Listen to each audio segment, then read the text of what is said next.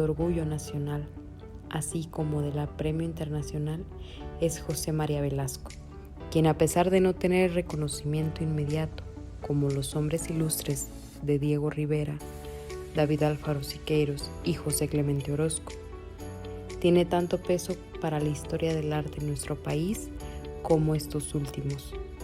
Su importancia radica en haber hecho el paisaje de la idiosincrasia mexicana una obra de arte, un objeto de sumo valor estético y de trascendencia.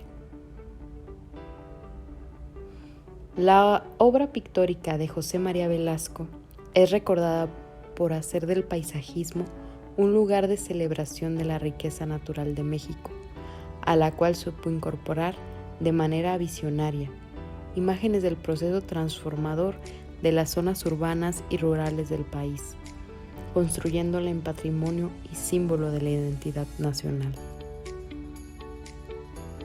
Nació el 6 de julio de 1840 en Temascalcingo, Estado de México. Hijo de Felipe Velasco y de María Antonia Gómez Obregón de Velasco.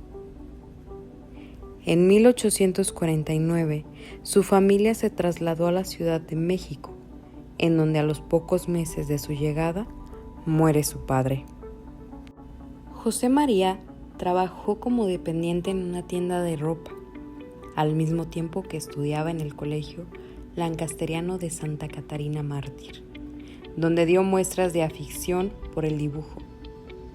En 1855 ingresa en la Academia de San Carlos. Pocos meses después ingresó en la clase de paisaje impartida por el pintor italiano Eugenio Landesio.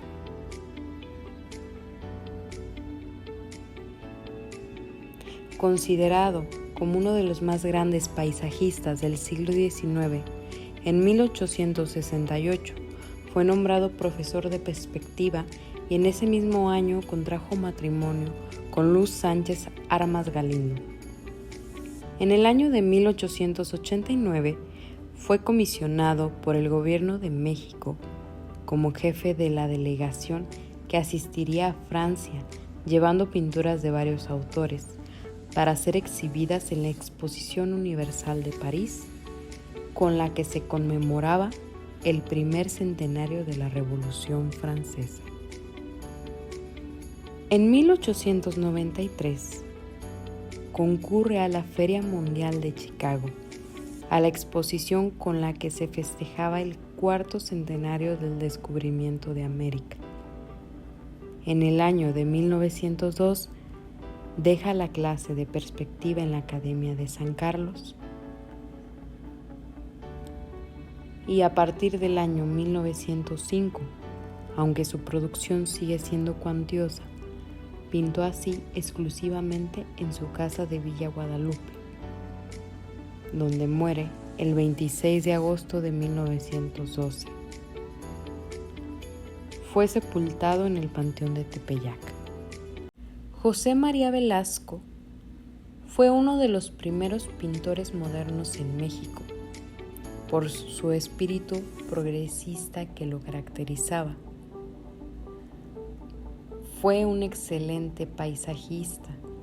En muchas ocasiones pintó el Valle de México, siendo una serie de 8 cuadros con esa atmósfera transparente que le era peculiar y su dimensión gigantesca que hacen a sus obras inconfundibles.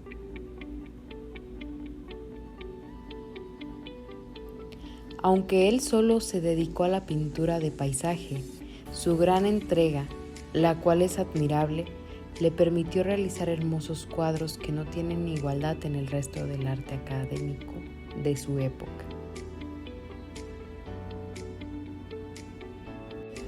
Entre sus obras destacan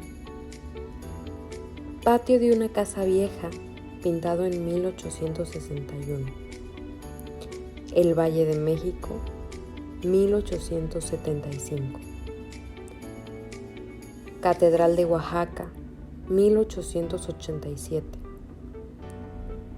Serie de 8 cuadros sobre el Valle de México, 1894-1905. José María Velasco es mejor conocido por sus pinturas de paisajes. Su elección de tema y su meticuloso enfoque hacia la técnica representaron un parteaguas en la pintura. Hasta entonces, el retrato y las figuras bíblicas dominaban en este oficio. Para pintar sus paisajes, Velasco estudió sus escenas con una profundidad arquitectónica y científica, dando inicio a una tradición pictórica mexicana que transformaría la geografía de su país en un símbolo nacional. Serviría como un documento histórico medioambiental y daría a la pintura de México un reconocimiento y alcance mundial.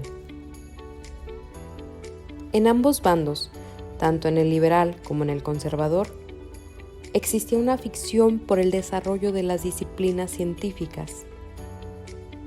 En particular, un proyecto de realizar una verdadera historia nacional. El conservador Lucas Alamán publicaría de 1844 a 1849 los 3 volúmenes de sus disertaciones sobre la historia de la República Mexicana, y de 1849 a 1852 los 5 volúmenes de su historia de México, desde los primeros movimientos que prepararon la independencia en el año de 1808 hasta la época presente. El liberal José María Luis Mora publicaría posteriormente su obra histórica sobre México y sus revoluciones en 1836.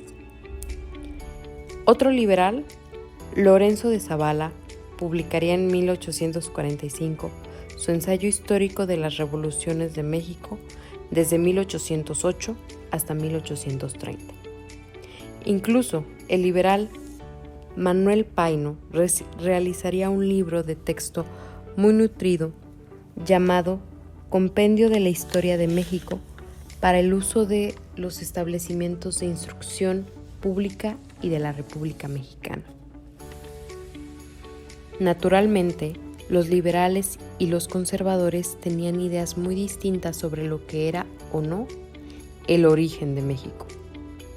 Pero es interesante el empeño de tantos intelectuales por mostrar qué es México en términos fisiológicos, incluso económicos, y cuál es su origen.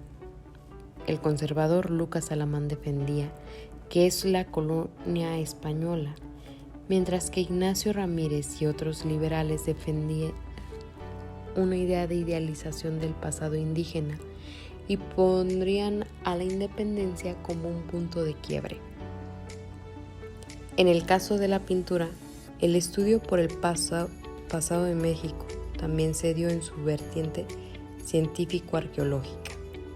Los estudios de ruinas arqueológicas, como en su vertiente histórica, la realización idealizada de otros episodios históricos.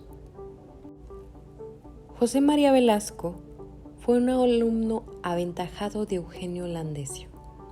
Logró tempranamente superar al maestro. La teatralidad romántica y un tanto escenográfica de Landesio cede el lugar en las obras de Velasco a un objetivismo pictórico cargado de expresividad y grandeza. El conjunto de su producción puede clasificarse en 3 etapas. La primera, de signo academicista, abarca de 1860 a 1889. A este periodo inicial pertenecen lienzos como la Plaza de San Jacinto en San Ángel, las montañas de Magdalena, el bosque de Jalapa, el cedro de Chimalistac y el ahuehuete de Chapultepec. Entre las obras de esta primera etapa cabe destacar Un paseo por los alrededores de México, de 1866, también titulada La Alameda de México. Esta tela es una viñeta costumbrista donde vemos a varios personajes pertenecientes a todas las clases sociales de la época en una especie de alameda con una fuente y grandes árboles. La composición es delicada y tiene un gran equilibrio. Sin embargo, palidece al lado de El Valle de México, primera pieza de una serie de óleos sobre el mismo tema que servirían para consolidar el prestigio del artista. Velasco no solamente realizaba retratos fidedignos del paisaje, sino que, con ayuda del paisaje, recreaba elementos significativos en sus pinturas. En su pintura, La Alameda de México, es evidente que hay una idealización del parque urbano, y la vista incluye uno de sus motivos más representativos, una vista panorámica del Valle de México.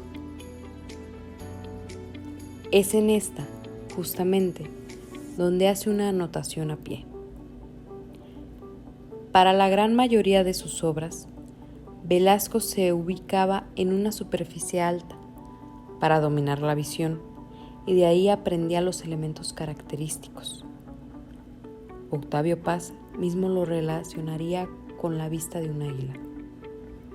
Este punto de vista, de dominio panorámico, es un eje importante a la hora de entender la pintura de Velasco, pues se ve el carácter comprensivo de su labor pictórica. Otro caso importante es su pintura sobre la fábrica de textiles, La Hormiga. Ahí se puede ver cómo Velasco primero realiza una pintura realista, titulada Barranca y Cascada de Tizapán, en el año 1861, en donde puede observar la fábrica detrás de la copiosa vegetación de la barranca, por la que pasa un río que no se ve. 2 años después tendríamos la pintura Fábrica de la Hormiga, en la que se ve una fábrica imponente, aunque sea prácticamente la misma vista, que surge de entre la vegetación y, del otro lado, en contraste a la modernidad de la fábrica, un pastor de cabras que tiene al fondo una cascada furiosa que muestra el poder con el que la fábrica es impulsada. En un primer plano, del lado contrario a la fábrica, tenemos un majestuoso maguey. Esta planta no aparece en la pintura anterior, pero es significativo que Velasco hubiera decidido ponerla, pues es una de las plantas distintivas del país. Incluso hay un arco iris en esta segunda pintura. Esta inclinación de mostrar lo representativo o característico de las distintas regiones de México fueron importantes para crear un imaginario de la apariencia de la nación tanto para los mexicanos como para los extranjeros.